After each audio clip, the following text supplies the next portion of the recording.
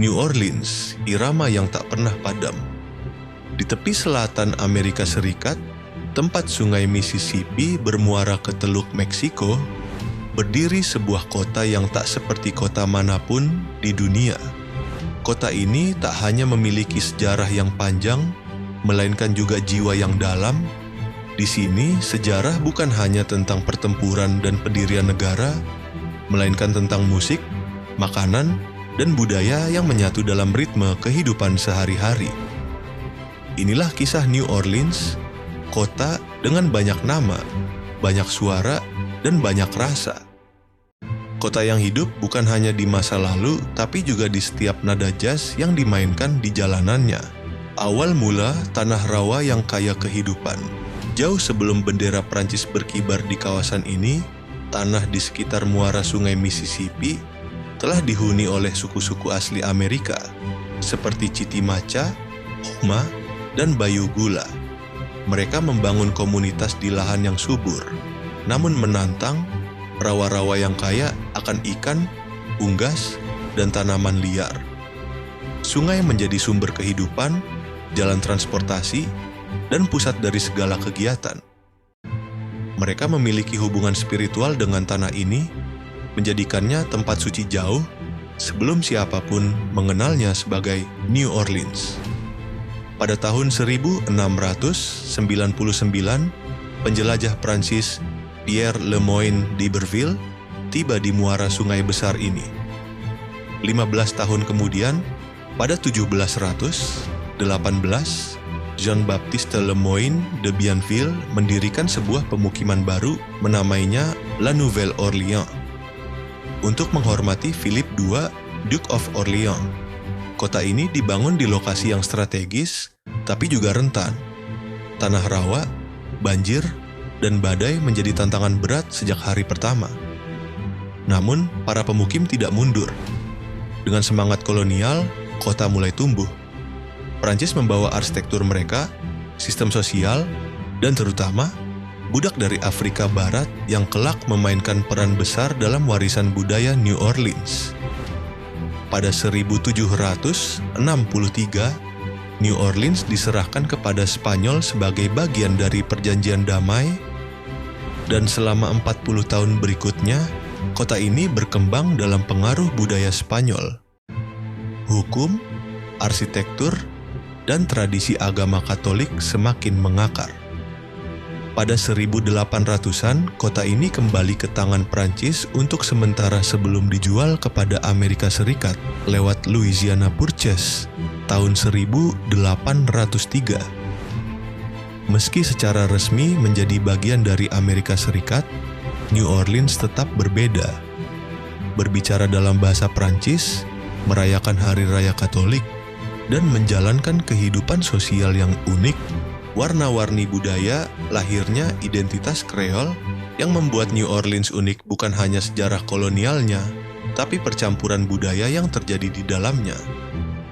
Disinilah lahir komunitas Kreol, gabungan antara keturunan Eropa, Afrika, dan pribumi Amerika. Orang-orang Kreol menciptakan budaya yang khas dalam bahasa, makanan, musik, dan bahkan hukum. Budaya Kreol bukan sekadar pencampuran, melainkan kelahiran sesuatu yang baru. Makanan seperti gumbo, jambalaya, dan etouffee mencerminkan rasa dari benua yang berbeda, disatukan dalam satu mangkuk. Bahasa Kreol berkembang sebagai bahasa rakyat, penuh dengan istilah Prancis, Spanyol, dan Afrika. Dan tentu saja dari rahim komunitas inilah musik mulai berkembang, terutama musik spiritual, blues, dan jazz. Salah satu aspek paling menonjol dari kehidupan sosial di New Orleans adalah keberadaan Congo Square.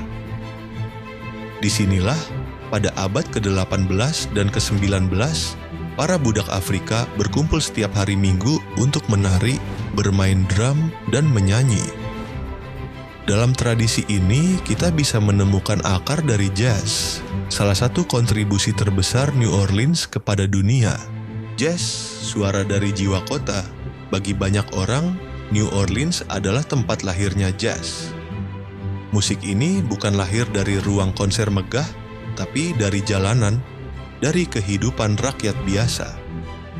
Louis Armstrong, salah satu legenda jazz terbesar dunia, lahir di New Orleans pada 1901.